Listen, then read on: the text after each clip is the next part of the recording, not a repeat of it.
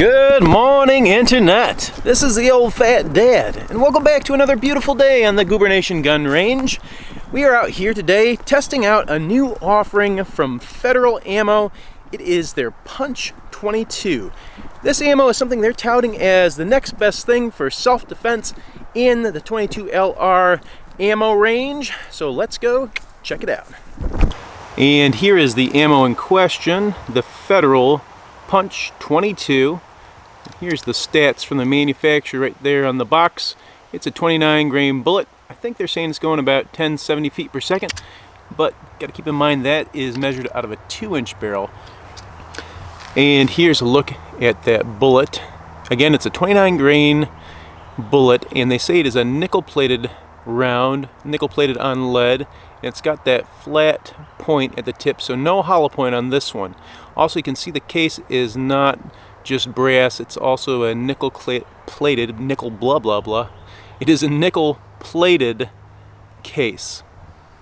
As I'm sure you know, or maybe you don't, saying that anything 22LR related is a good personal defense option is a very inflammatory statement.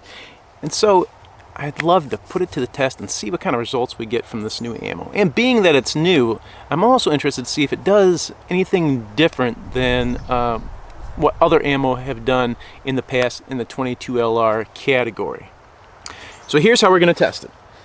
I've got the good old Heritage Rough Rider chopped down in a 2-inch barrel, which is what the manufacturer, I guess, is intending this ammo to be used in primarily. But I also brought out the old Taurus TX22, which has about double the barrel size at 4 inches, and I think it's also a very popular 22LR pistol type firearm.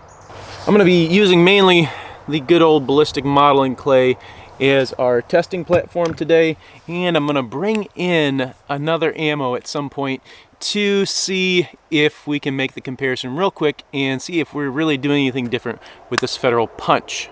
And on that note, let's get started. We're going to start out with the old 2-inch barrel, our Heritage Rough Rider, and we're shooting at point blank because this gun has no sights and I am absolutely awful at aiming it. So we're just going to give me every opportunity to succeed that I can. Here we go. First shots, Federal Punch.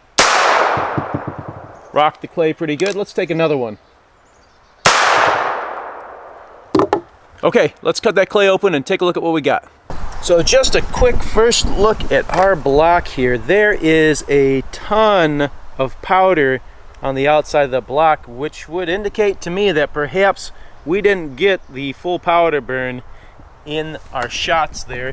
And on the back side, something interesting to note too is we got this little dimple here. So it looks like one bullet almost got all the way through, while we don't see anything up here for that first shot. And these blocks are all just about 4 inches, maybe a little bit longer. And here are the two paths our bullets took through the clay. Our first shot made it about 3 inches, I'd say, in. Second shot made it almost all the way to the back side, just poking out the back. Decent expansion up front. This one, interestingly, not as much expansion. I'm not sure why that happened. Let's pull those bullets out and take a look. So 0 expansion for the one that almost went all the way through, and just a little bit of mushrooming on the one that stopped at about 3 inches.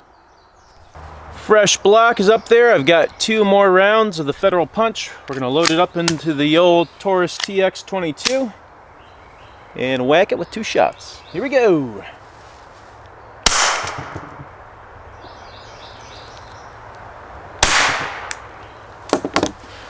Okay, can already see that there is a much bigger difference in the amount of damage on the front of the block. Let's open it up and take a look. And here's the front of that block. As you can see, much less powder burn compared to the revolver, and I think the entries are also a good bit bigger. On the back side, we didn't get anything all the way through or anything even close to all the way through. Here's our 2 shots, and much more consistent than out of the 2-inch barrel here. They're both at about 3 inches, I'd say, and it looks like they both expanded about the same amount. We've got a good initial expansion, and then it tapers down pretty quick, just like we'd expect. Let's take out those bullets and take a peek at them. And with the Taurus, we've got pretty darn good expansion out of both the bullets. Pretty consistent expansion as well. Looks like they definitely were expanding more than the 2-inch barrel, and those consistent 3-inch bullet paths would confirm that as well. Well, I've got one block of clay left down there, and I've got one pretty big question I'd like to answer. Is this Federal Punch doing anything different than any other types of ammo that we've seen in the past? So I've got a bullet here around that seems to share a lot of the features that the Federal Punch does, and it is the Aguila Interceptor. There she is, and as you can see, it also has that flat nose, but it's a lot heavier. It's a 40 grain round, and it is a copper wash bullet, so it doesn't have that nickel plating. Maybe that'll make a difference. But I'm going to take 2 shots in the clay. I'm going to do one out of the short barrel and then one out of the Taurus, and let's see how it compares to our other tests. First up, the old Heritage Rough Rider 2-inch barrel.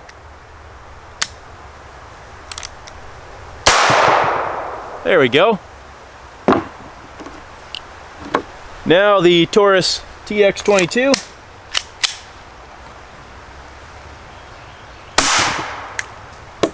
Alrighty, so I'm going to show you the clay real quick because I can already see a pretty big difference between the Punch and the Aguila ammo.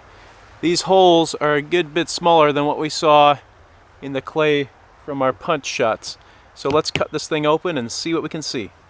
Here's our Aguila Interceptor in the clay. This one is the 2-inch barrel, and this one is the Taurus TX22.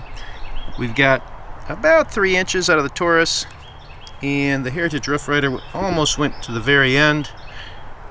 Good expansion out of the Taurus up front, and not so great expansion out of the 2-inch revolver. It just looks like it ice picked all the way through. Let's pull those bullets out. These are the 2 Aguila Interceptor bullets. As you can see, the one I'm touching right now, out of the Taurus TX22, we got quite a bit of expansion. And then out of the shorter barrel, we got almost no expansion. Maybe just a little bit on the edge there. So how does Federal's new Punch 22 measure up? Let me roll in a quick little chronograph test I did. Punch ammo out of the Rough Rider. 1138. 959, 1072. Punch ammo out of the Taurus TX22, 1257, 1289, 1274. Aguila Interceptor out of the Rough Rider, 967, 870, 983.